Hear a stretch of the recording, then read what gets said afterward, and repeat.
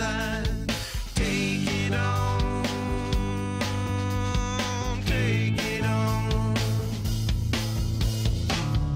How long will I slide?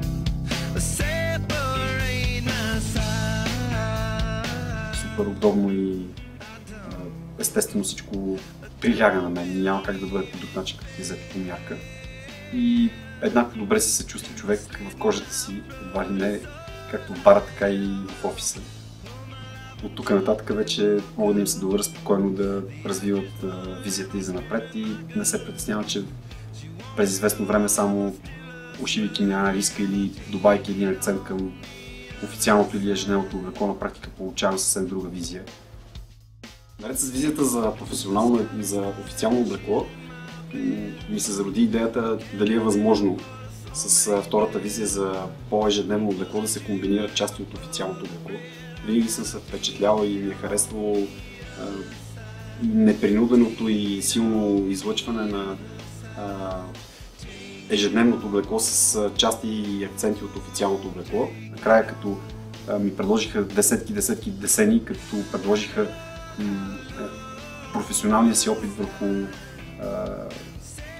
това как биха се съчетали ежедневно и официално облекло, много добре се напаснаха и материите и цвета на сакото с цвета на дънките, което много ме впечатли накрая. Не очаквах, признавам се, не очаквах такъв ефект. Много добре бяха постъпили, че имаше възможност, отделните скици бяха комбинирани различни варианти на различни скици. Имах ясната представа какво ще се случи накрая и им казах им окей, действайте, точно това ми харесва.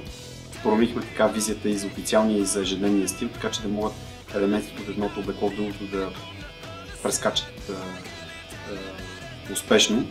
И хубавото на цялото нещо беше в преговорите, че винаги бюджетът беше фиксиран, което супер много ме изкефи.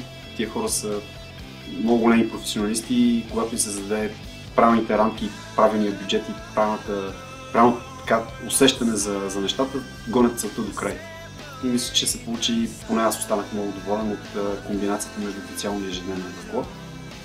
Дънките, съчетани с лечето и сакото на костюма, могат така успешно да ме представят и в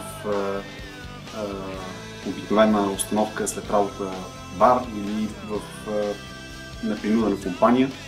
И най-хубавото на цялото това нещо е, че просто се прибираш за 5 минути вкъщи, слагаш дънките, махаш върховръзката, обличаш сакото, изчезваш и се фитваш във всяка една ситуация.